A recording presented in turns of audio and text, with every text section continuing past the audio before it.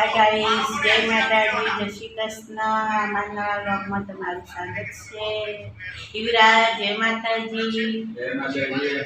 હા, યુવરાજ ખીચડી ખાવા બેઠો છે. વગાડેલી ખીચડી બનાવી દીધી, રાતની પલટી વગાડી દીધી. જય માતાજી. જય માતાજી, જય શ્રી કૃષ્ણ. Good morning. હા, નાસ્તો કરવા બેસી જાય તે નાસ્તો એવાને પૂરો કરી દીધો અમારે બેસતા બેસતા. ખાતા ખાતા હજી ખાવાની શરૂઆત નહીં કરી હું તો. લસી દીધો હિસાબ બધો ચમચી લાઈને તારા અમે હાથથી ખાય. બરાબર. હાથ ધોવાળા કહ્યું હાથથી મેટા સારી. હાથથી મજા આવે જ ન ખાવાની તાર. લસી દીધું બધું. હાવ. યુવરાજે બેસી ગયો નાસ્તો કરવા. વાગ્યા છે 9:30 વાગી ગયા. પછી તો મારું કોમે પડ્યું તો હોઈ જઈ હતી. વાગી ગયા 9. તે હવે કપડાં ધોવાના પડ્યા છે. બાથરૂમનું બધું ધોવાનું પડ્યું. રસોડું વાસણ બધા ઘસી દીધા હતા એટલે એટલું કોમ ઓછું નહીં. હવે ખાલી કપડાં ધોવાના એને બાથરૂમનું બધું સાફ કરવાનું. ફ્રીજના તો બધું મેં સાફ કરી દીધું. ફ્રીજે રોજે રોજ સાફ કરવું પડશે. એટલી ધૂળ હોય તમે જુઓ ઉપર એકલી સાફ ધૂળ. કરો એટલે ધૂળ તો આવે જ. હા, ગમે ત્યાં આપણા ગામડામાં હોય તોય સાચી વાત છે. ધૂળ તો આવે જ. હા, એટલે વગર આ જેટલું ઓઠું પડી જાય તોય ધૂળ આવી જાય ઉપર. જે પેલો દરવાજો ખોલે એટલો દરવાજા ઉપર તો કેટલી ધૂળ હોય તમે જો. અને કવર ના હોય તો કેટલું આવે. એટલે કવર રાખીએ ને તે સારું. તો ઉપર તો ધૂળ હોય તો બધું સાફ તો કરવું જ પડે. પછી આ ટીવીનું કરવા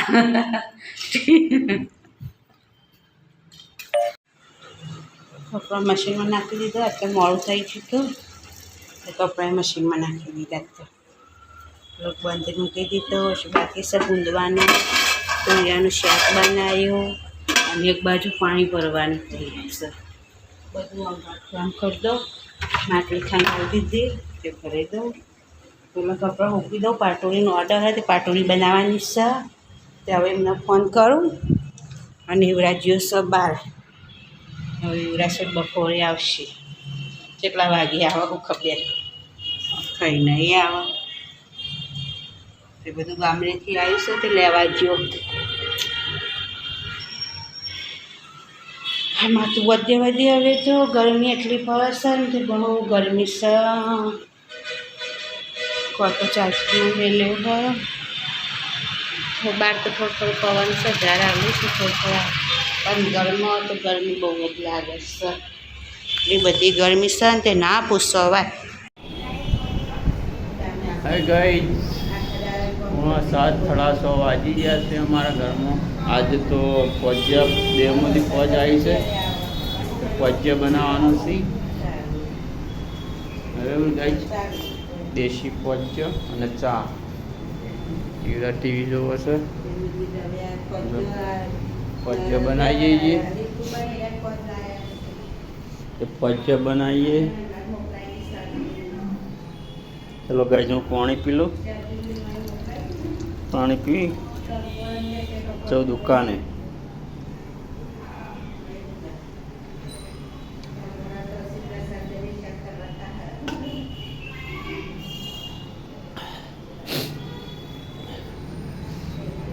કેટલી પદ નીકળી.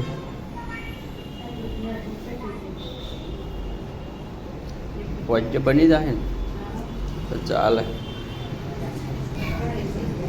ગાઈસ, વરસાદ આવો આજે વાતાવરણ નહીં ઓછું છે. બરાબર, આજ વરસાદ આવે એવું નથી. ફોટો ચાર્જિંગમાં પડ્યો છે. ચલો ગાઈસ, હું દુકાને જઈને આવું. બાફા મૂકી દીધા ફજ્જો. હવે બાફા મૂક્યા. આજ તો મોડું બહુ થઈ ગયું છે. લોટું ધોવાનું ને છે. વાસણ પડ્યા હે નથી. ત્યાં બહાર બધો કચરો પડ્યો હોય ને 7:30 વાગી ગયા છે. બહુ મોડું થઈ ગયું. દૂધ જવા તીવરાજને મોકલ્યો તો તીવરાજ દૂધ તો લઈ આવ્યો છે. એટલે હવે દૂધ લેવા કોઈ જવાનું નહીં. એટલે તીવરાજ દૂધ તો લઈ આવ્યો છે. હવે મીઠું કરી દઉં આમાં. હવે કામ કરી દઉં ફટાફટ. લસણ પહેલાં ખોલી દે. અને પહેલાં બધું એટલામાં વાર દઉં. પછી બીજું કામ કરું એટલે ત્યાં ભરાઈ જાય પછી બીજું કામ થઈ જાય. પહેલાં ચોખ્ખું કરી દેવાતું નહીં હોય. હે ભગવાન, દૂધ મેળ દીધું ગરમ થવા. ના લાકડા તો પલાળે છે એમને પીવા માટે. એનાથી આખા હંધાઈ જોઈએ જોઈએ.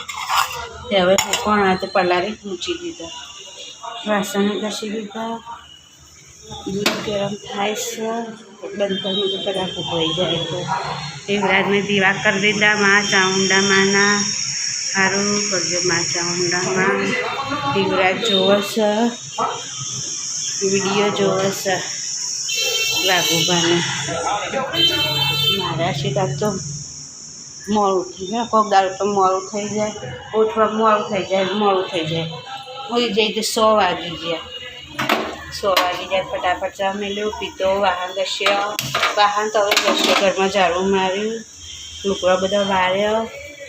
એટલે બહુ મોડું થઈ ગયું. પછી આવી પાછું સમારવાનું, પછી આ બાફવાના, પછી વઘારવાનો. બહુ વાર લાગી. લસણ ખોડી દઉં. લસણ ઓછું ખાવાનું એટલે લસણ તો વધારે હોય તો સારું, પણ ખાવાનું નથી વધારે. હવે બફાઈ જવા થયા છે. મસ્તાની ઘરે બફાવા જાય એટલે બફાઈ જાય સારો. બીજું કોણ કરી દઉં હું. હા ગાય, જમવાનું થઈ ગયું છે. શું બનાવી જમવા? ભજીયા બનાવી દીધો. ભજીયા બનાવ્યું? હા તારી ગરમા ગરમ ભજીયા. ગાય, દેવમાંથી ફોજ આવી હતી તો આજે ભજીયા બનાવ્યા. અમારા મહેસાણા ડિસ્ટ્રિક્ટમાં ભજીયા કે તમારી ભાષામાં શું કહેતા હોય કોમેન્ટ કરજો. સૌરાષ્ટ્રમાં શું કહેતા હોય?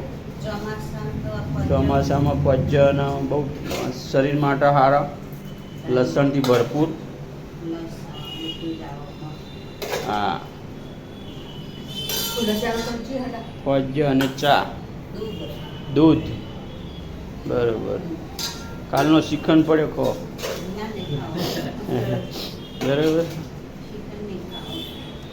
ચલો ગાય, અમે પણ જમી લઈએ. ભજીયા, દૂધ, ચા, હળવો નાસ્તો કરી લઈએ.